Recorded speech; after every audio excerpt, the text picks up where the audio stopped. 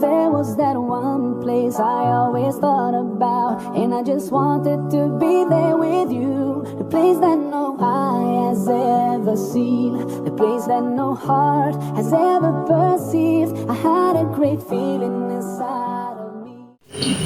Dengan mengucapkan A'udzubillahi minasyaitonirrajim. Bismillahirrahmanirrahim. Assalamualaikum warahmatullahi wabarakatuh.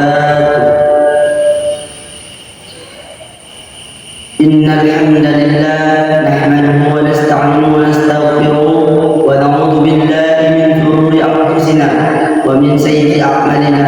May yahdihillahu fala mudilla lahu wa may yudlil fala hadiya lahu. Asyhadu an la ilaha illallah wa asyhadu anna Muhammadan abduhu wa rasuluh sallallahu alaihi wasallam. La nabiyya ba'da amma ba'd. Pertama dan terutama sekali, marilah kita panjatkan puji dan syukur atas kehadiratnya Allah Subhanahu wa taala, yang mana Allah Subhanahu wa taala lagi dan lagi memberikan kita berbagai nikmat, di antaranya nikmat iman, nikmat Islam dan nikmat lainnya. Salawat bersertakan salam tak lupa pula kita sajikan atas kehadiran junjungan alam Nabi besar kita, yakni Muhammad sallallahu alaihi wasallam, yang mana di atas perantaraan beliau kita dapat mengetahui mana yang baik dan mana yang buruk, seperti yang kita rasakan pada saat yang terbahar ini. Baiklah, tidak memperpanjang mukadimah, langsung saja ke tema ceramah saya adalah kisah seorang ateis yang tidak percaya adanya Tuhan. Hadirin yang dirahmati dan dimuliakan oleh Allah Subhanahu wa taala. Orang ateis ini adalah orang yang tidak percaya ataupun orang yang tidak memiliki kepercayaan terhadap siapapun itu. Pada suatu hari ada seorang ateis datang ke sebuah masjid, yang mana di dalam sebuah masjid tersebut ada sekumpulan pemuda-pemudi muslim, yang mana orang ateis tersebut menghampiri mereka dan orang ateis tersebut memberikan kepada mereka beberapa pertanyaan.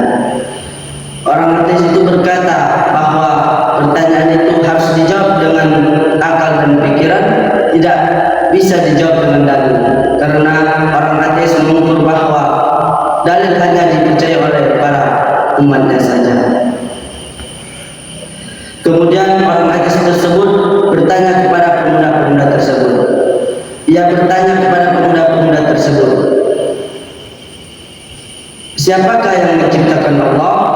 Lalu pemuda tersebut terdiam setelah mendengarkan perkataan orang ateis tersebut.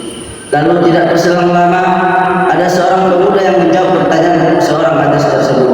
Ia berkata, dari manakah angka 1 itu berasal, sedangkan angka 2 dapat dihasilkan dari 1 tambah 1, ataupun angka 4 bisa dihasilkan dari 2 tambah 2. Begitu pula dengan Allah. Allah tidak diciptakan oleh siapapun, tetapi Ia dapat menciptakan apapun yang Dia inginkan. Seperti angka 1 tadi, Ia tidak diciptakan oleh angka-angka lainnya, tetapi Ia dapat menciptakan angka-angka yang lainnya. Orang ateis tersebut terdiam setelah mendengar perkataan pemuda tersebut. Lalu ia kembali bertanya kepada pemuda tersebut. Ia berkata, mengapa Allah menyiksa iblis di dalam neraka? Bukankah iblis itu terbuat dari api neraka juga? Lalu tiba-tiba pemuda tersebut menampar seorang ateis itu dengan sangat keras. Ia berkata, tanganmu ini dilapisi dengan oleh kulit dan terbuat oleh tanah. Pipimu itu juga dilapisi dengan kulit dan terbuat oleh tanah. Tetapi mengapa engkau bisa merasakan kesakitan? Orang ateis tersebut terdiam setelah mendengar perkataan pemuda tersebut. Dan pemuda tersebut berkata, begitu pula dengan Allah. Allah menyiksa iblis di dalam neraka, tetapi iblis itu juga akan merasakan kesakitan walaupun dia juga terbuat dari api neraka tersebut. Dari kisah tersebut kita dapat mengetahui bahwa pertanyaan-pertanyaan yang mencela Islam